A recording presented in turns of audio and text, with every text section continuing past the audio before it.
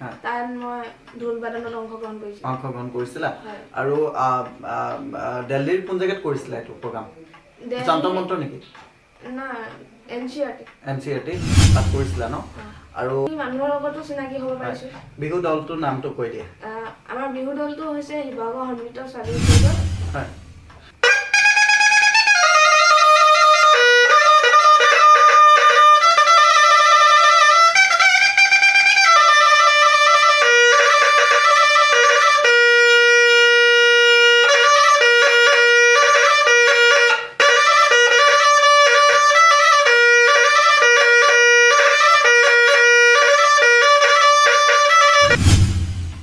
চৰ্চাদা north ইষ্টলৈ সকলোকে স্বাগতম জনাইছোঁ আজি আমাৰ মাজত এগৰাকী আকৰ্ষণীয় ছাত্ৰী উপস্থিত আছে আৰু আমি পোনে পোনে ছাত্ৰীগৰাকীৰ ওচৰলৈ যাব বিচাৰিছোঁ তোমাৰ পৰিচয়টো নমস্কাৰ মোৰ নাম শ্ৰীমতী চয়নিকা দত্ত হয় চয়নিকা আমি প্ৰায় নামটো শুনি থাকোঁ আৰু বৰ্তমান শিৱসাগৰৰ লগতে অসমৰ এগৰাকী গৌৰৱ ছাত্ৰী বুলিও আমি জানো বিশেষকৈ তুমি কি কৰি ভাল পোৱা মই পঢ়াৰ লগতে মই বাদ্যযন্ত্ৰ বজাই ভাল পাওঁ অভিনয় কৰি ভাল পাওঁ হয় বাদ্যযন্ত্ৰ বুলি ক'লে কোনখিনি ভাল পোৱা তুমি মই ঢোল বাঁহী পেঁপা নেগেৰা খোল এইবিলাক সকলো হয় তোমাক যদি মই প্ৰথমতে কওঁ আমাৰ এই অনুষ্ঠানটো প্ৰথম আমি বাঁহীৰেই আৰম্ভ কৰোঁ তেতিয়াহ'লে তুমি কোনটো গানৰ কলিয়ে আমাক অনুষ্ঠানটো আগবঢ়াই নিব বিচাৰা যিহেতু এতিয়া প্ৰাণৰ শিল্পী জুবিন দাৰ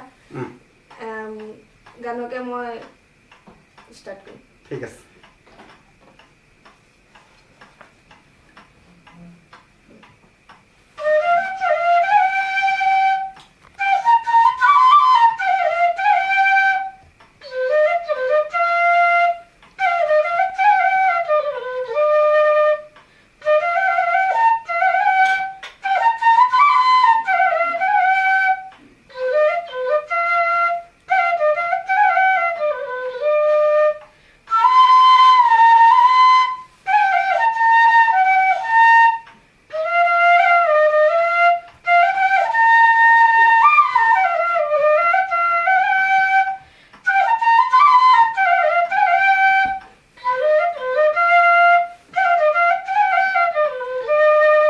ঠিক আছে চয়নিকা ধন্যবাদ খুব ধুনীয়া আৰম্ভণি আমাৰ অনুষ্ঠানটি আৰম্ভণি হৈছে আৰু তোমাৰ এতিয়া মই অকণমান ব্যক্তিগত কথা লৈ আহোঁ তুমি কোন শ্ৰেণীত অধ্যয়ন কৰি আছা বৰ্তমান মই একাদশ শ্ৰেণীৰ ছাত্ৰী একাদশ শ্ৰেণী আৰু কোন কলেজত মই Nazira higher secondary girls higher secondary হয় আৰু তোমাৰ ঘৰত কোন কোন আছে মোৰ মা দেউতা বৰ্তা বৰমা আইতা আছে ভণ্টি আছে হয় আৰু তুমি ছোৱালী এজনী আছা হয় হয় সকলোৱে মৰমৰ কিজানি হয় ঘৰখনৰ সকলোৱে মৰমৰ আৰু শিৱসাগৰবাসীও সকলোৱে মৰমৰ ছাত্ৰী নহয় জানো ঠিক আছে চয়নিকা মই জনাত তুমি দিল্লীতো এটা প্ৰগ্ৰাম কৰিছা আৰু কেনেকুৱা ধৰণৰ প্ৰগ্ৰাম আছিলে এইটো মই স্কুল ৱাইজ দিছিলোঁ এটা কলা মহোৎসৱ বুলি কয় তাত মই ঢোল বাদনত অংশগ্ৰহণ কৰিছিলা আৰু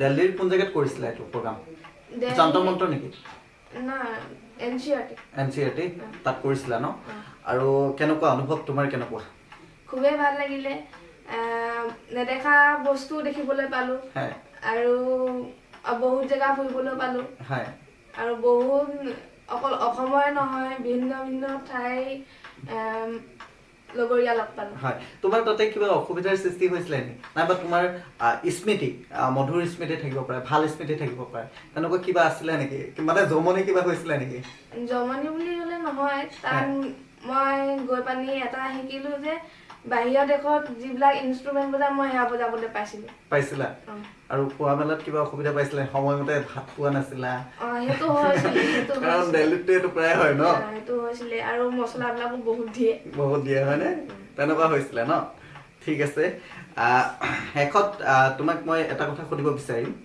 যে তুমি বৰ্তমান এজনী ছাত্ৰী হিচাপে তুমি ঢোল বজোৱা বাঁহী বজোৱা পেঁপা বজোৱা আৰু বেলেগ কিবা কি আৰু কৰা নেকি খোল নেগেৰা চব কৰা বৰ্তমান সমাজে তোমাক এনেকুৱা কিবা কৈছে নেকি যে বাধা কেনেকুৱা আহিছে নেকি?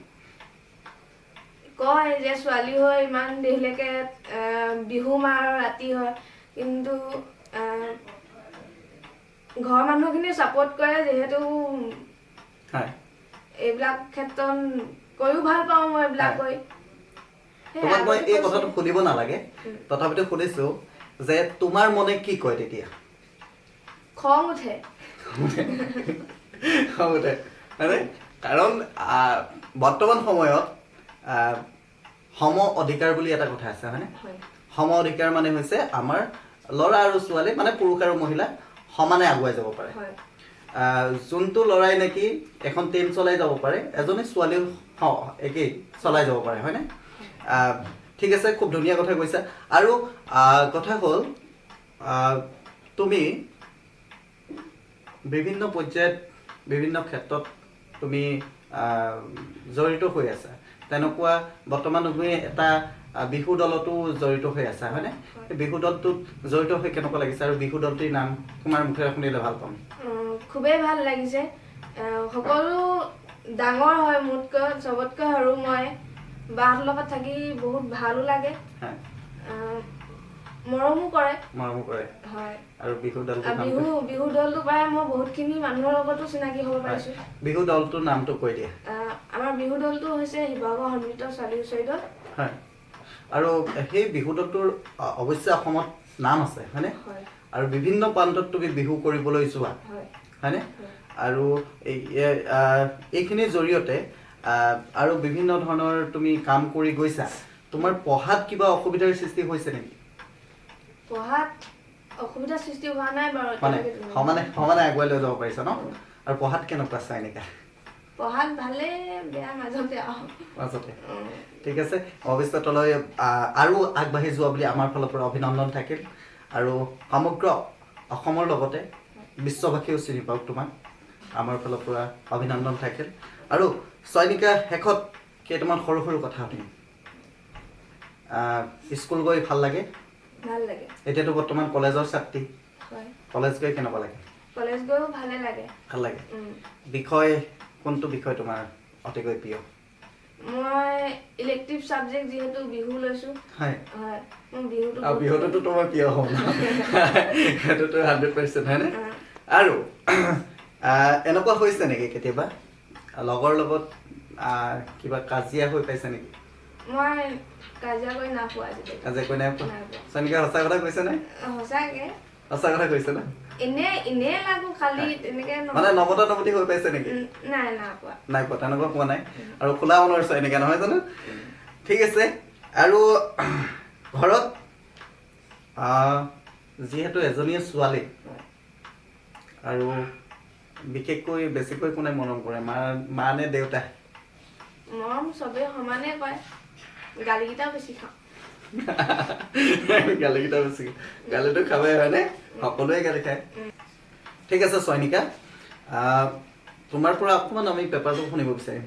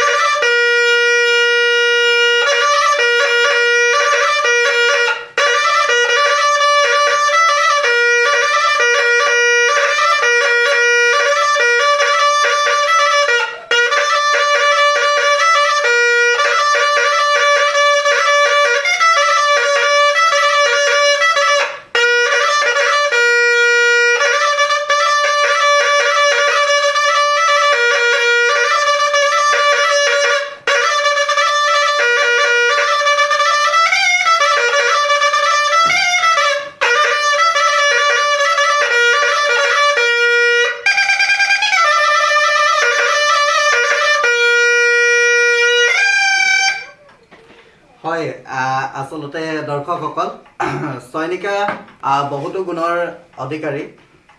আচলতে ক'বলৈ গ'লে ইমান সৰুতে ইমানখিনি গুণৰ অধিকাৰী পোৱাৰ খুবেই কিছু লোকৰ নহয়।